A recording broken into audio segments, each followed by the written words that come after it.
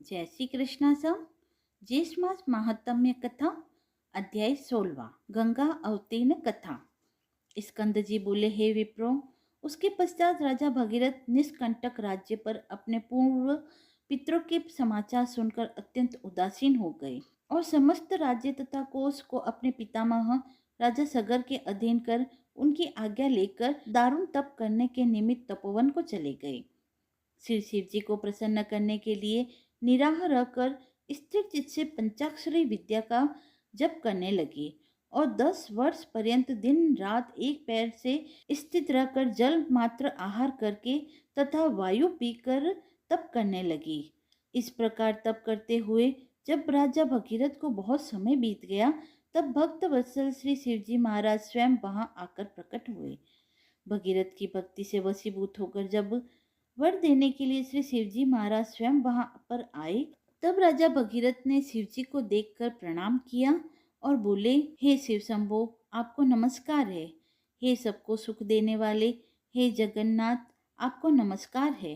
हे विश्व के सृजनहार रजोगुण स्वरूप, आपको नमस्कार है। हे पालनहार सत्वगुण स्वरूप, आपको नमस्कार है। हे सबके पालनहार, कर्मों के फलदाता, भुक्ति और मुक्ति के दाता, मन क्रम वचन स्वरूप बहिर्भूत, आपको नमस्कार है। वायु को अंदर रोककर ध्यानशील योगी लोग जिस निरीह शंभु को देखते हैं, उन सदाशिव को सदैव नमस्कार है।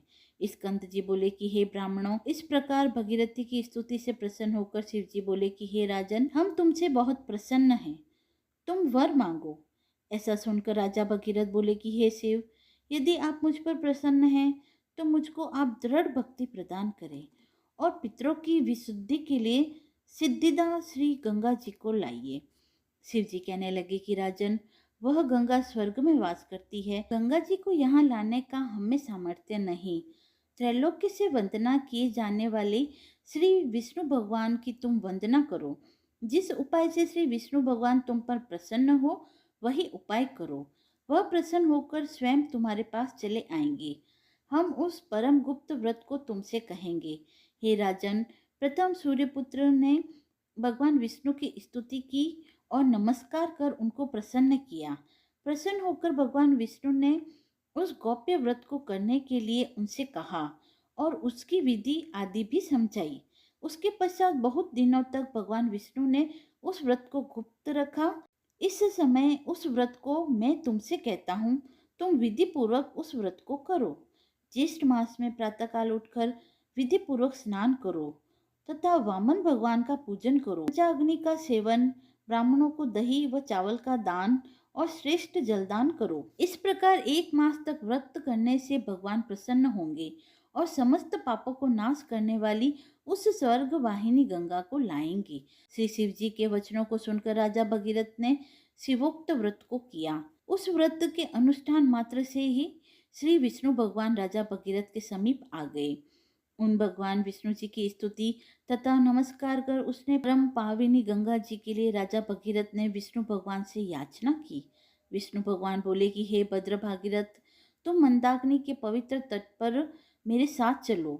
वहां चलकर जप हवन स्नान ब्राह्मण भोज तथा भक्ति युक्त चित्त से अनशन व्रत करो। इस प्रकार 1 वर्ष तक इस व्रत को करते रहो।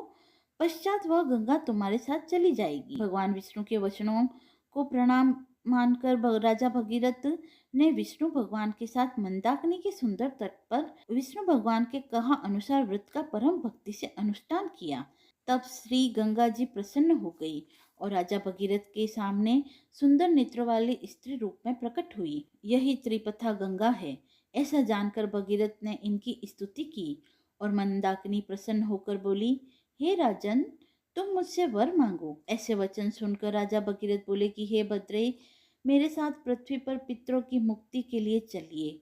भगीरथ को तथास्तु कहकर वह गंगा उनके साथ पृथ्वी तल को गई। एकम के दिन प्रकट होकर 10वीं के दिन प्रवाह रूप हो गई और लोगों को पवित्र करने के लिए पृथ्वी पर अवतीर्ण हुई। तत्पश्चात भगीरथ ने श्री गंगा जी के दिव्य जल से अपने पितरों को पल्लवित किया। गंगा जल से पल्लवित वे सब भस्म राशि सगर के पुत्र दिव्य देहधारी होकर वैकुंठ को गए। इति श्री ज्येष्ठ महात्म्य गंगा अवतीर्ण 16 अध्याय समाप्त हुआ। अगर आपको कथा पसंद आई हो तो आप मेरे चैनल को लाइक, शेयर एंड सब्सक्राइब अवश्य करें। धन्यवाद।